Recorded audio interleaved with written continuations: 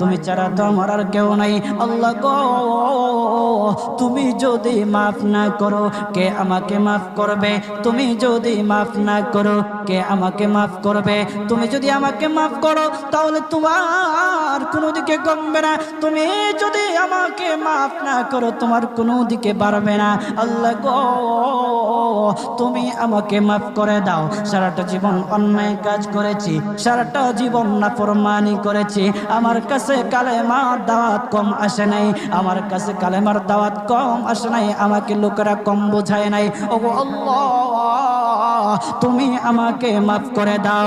মাফ না করলে কোথায় যাব, কার কাছে যাব?